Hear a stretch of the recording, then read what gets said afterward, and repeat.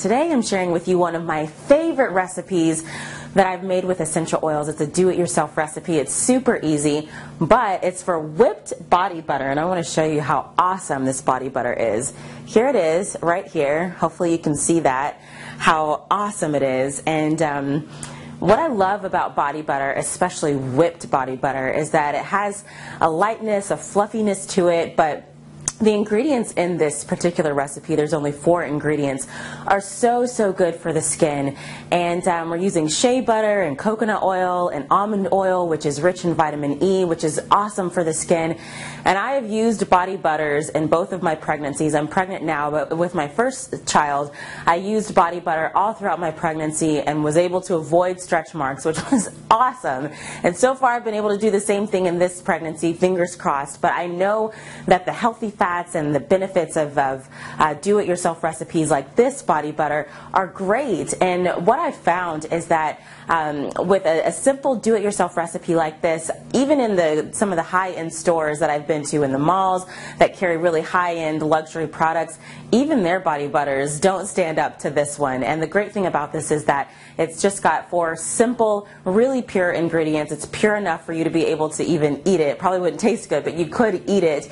And so you know that it's safe and perfect for sensitive skin. And as we head into the fall and winter season, when it's getting cold, skin can get chapped and chafed, this is the perfect thing to have on hand. So I want you to check out this video, see how easy it is to make it for yourself at home, and I hope you love it. So first you want to start by gathering your ingredients, and I am using fair trade shea butter by Everyday Shea in the unscented version because I'm adding my own essential oils. I don't want any scent there. And you can find this in most health food stores in your area. So you start with that, and I've measured out about 1 cup into this little measuring spoon, and we're not baking here, so it's okay if it's not completely exact. And then I've also measured out some coconut oil. It's a 1/2 cup of coconut oil that I've also put into the measuring cup. So you can see that there. And then I've also poured about 1/2 cup of almond oil into this small glass measuring cup. And you also want to make sure that you have something to store your body butter in. You can find these mason jars at craft stores near you for really inexpensive. And of course, we can't forget the essential oil. Today I'm using doTERRA's lavender, one of my absolute favorites. So now what you see here is I've transferred the shea butter to a pot over a very low heat on the stovetop. And we want to make sure that the heat's really low so that the shea butter does not burn. And it looks like there's some grit inside of this pot, but it's actually just stained. But you want to make sure that whatever pot you're using is really clean. And then you see that it's melted down here. So that probably took about 5 minutes for it to start melting. And you would really just want to let it kind of do its thing. You don't have to do a bunch of stirring. It melts quite well on its own.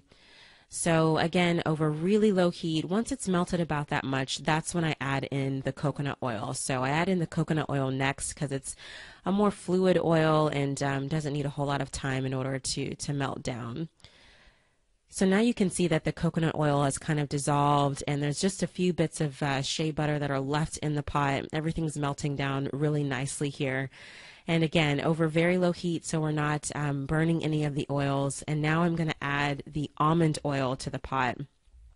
You really want to wait until everything's mostly melted because the almond oil is already liquid and it doesn't really need any time over the heat. So you just kind of stir and let those oils incorporate together. There's still a few bits that are in there that need to be melted, and we're just going to let the flame kind of slowly and gently melt the rest of those particles that are in there.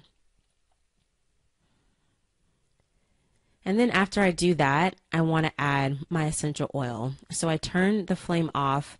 We don't need any heat anymore, and I make sure just to stir the oils just one more time to make sure that everything's mixed really well. And in this video, I'm using lavender. That's one of my favorite oils. It's great for relaxation, but you can use any oil here, 20 to 30 drops of any oil.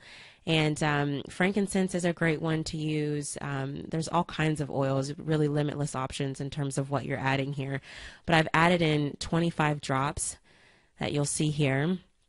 And after I add those drops in, I'm just going to stir the pot one more time just to make sure that the essential oil is nicely incorporated throughout the mixture. So just giving it a little bit of a stir here. And now I'm going to transfer everything, the entire liquefied mixture, into a large stainless steel mixing bowl. It's important that whatever bowl you transfer the mixture to is the bowl that you're going to actually mix and whip your body butter in, because you don't want to be trying to transfer it to another bowl once it's set. So you can see me pouring the mixture into this stainless steel bowl, and then you're going to put it in the refrigerator to set. The time is going to vary in terms of how long it's going to take for your body butter to set. It took me about 2 hours for my refrigerator, just based on how cold our refrigerator is. But I wanted to show you the consistency that you're looking for. You want it to have some structure and not be liquefied, but it can't be too solid, because coconut oil will really solidify in the fridge, and you don't want that because it won't be able to be whipped. Now you see me here getting ready to whip the body butter. I'm using a standing mixer, a KitchenAid. You don't have to do anything that heavy duty. You can use a handheld mixer if you want. But I start on a low mode and just continue to whip and whip and whip and whip until it's really light and fluffy and you've kind of got soft peaks like a meringue.